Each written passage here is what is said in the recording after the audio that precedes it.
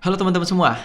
Kalau biasanya jagoan pemegang panggung Kawasaki adalah H2R, mengingat kehadirannya dengan segudang spesifikasi tinggi dari sisi hardware dan software, serta diimbangi fitur sistem force induction centrifugal supercharger. Jelas, motor ini punya sensasi output power yang seger. Namun di video kali ini, kita punya panggung khusus untuk sang saudara kembar, yang dimana memiliki banyak sekali persamaan, tetapi uniknya, walaupun mereka adalah saudara kembar, motor ini terlahir dari pabrikan yang berbeda. Lah, kok bisa? Motor ini adalah Bimota Tesi H2. Sebelum kita lanjut, kita mau nawarin kaos bertema otomotif mulai dari GDM, Superbike, MotoGP, dan lain-lain dengan kualitas premium berbahan Katun Combat 24S dengan harga terjangkau untuk teman-teman semua cuma 45 ribuan aja. Yang pastinya tebal tapi tetap adem saat dipakai. Dan untuk nanti kalau ada teman-teman yang cari baju dengan harga yang lebih terjangkau lagi, kita bakalan bikin juga 30S dan kawan-kawannya dengan harga yang pastinya jauh lebih terjangkau. So tanpa ragu-ragu langsung aja cek link produknya di kolom deskripsi di bawah ya.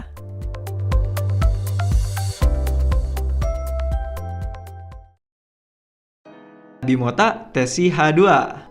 Mungkin udah banyak teman-teman yang pernah mendengar nama yang satu ini, mengingat banyak sekali request untuk kita bahas tentang Bimota Tesi. Sebuah motor eksklusif yang membawa sejuta sensasi dikarenakan langkahnya yang hampir menduplikasi motor dari pabrikan Kawasaki. Namun lebih dari itu, Bimota juga hadir dengan banyak sekali upgrade, terutama di bagian suspensi dan juga racikan mesin yang sedikit lebih mendominasi.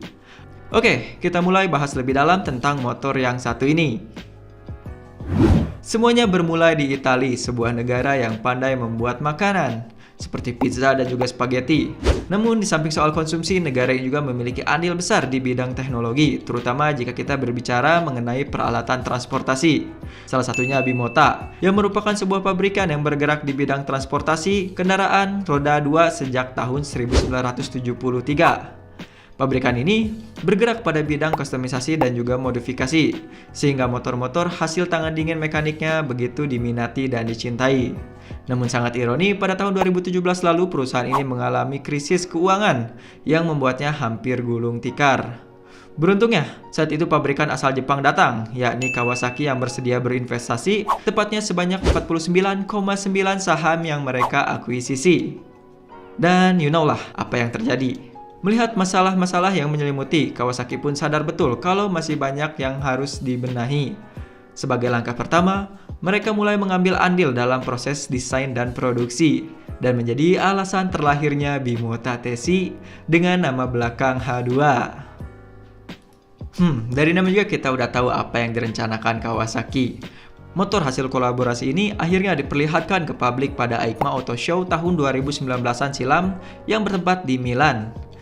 Dengan kehadiran sosok Bimota Tesi H2, cukup untuk membuat gempar suasana karena motor ini dianggap sebagai Kawasaki H2 modifikasi. Namun, hal tersebut tidaklah berlebihan mengingat tampang dari Tesi H2 memang identik dengan Kawasaki H2. Namun, pada bagian muka terdapat winglet sebagai pembeda. Dan beralih ke sektor rapur pacunya, di mana Bimota Tesi dan Kawasaki H2 memiliki konfigurasi mesin yang cenderung sama, berkapasitas 998 cc, 4 tak, 4 silinder DOHC 16 katup berpendingin cairan yang memiliki force induction supercharger di dalamnya. Mesin ini mampu memproduksi 242 horsepower dengan kuda-kuda yang sehat dan torsi puncaknya di angka 141 Nm. Di atas kertas, spesifikasi yang dihasilkan sedikit lebih tinggi dibandingkan Kawasaki H2 itu sendiri, dengan jumlah 239,6 horsepower dan torsi puncak di angka 141,7 Nm untuk Kawasaki H2. Selain itu, Bimota Tesi H2 dikabarkan mampu digeber hingga kecepatan maksimal di angka 299 km per jam, dan ini setara dengan top speed dari Kawasaki H2. Bimota Tesi H2 juga memiliki bobot 31 kg lebih ringan dibandingkan sang kakak H2, dengan dry weight di 207 kg aja, sedangkan kakaknya di 238 kg. Memang sih dari dulu Bimota dikenal sebagai produsen sepeda motor dengan desain yang unik, terutama jika kita berbicara soal suspensi. Mulai dari suspensi depannya, yang mereka sebut sebagai steering hub, jadi nggak pakai fork lagi, dan FYI, sistem ini sudah digunakan cukup lama oleh Bimota pada motor-motor mereka terdahulu. Pasti ada yang penasaran, kira-kira apa sih keunggulan suspensi depan seperti ini?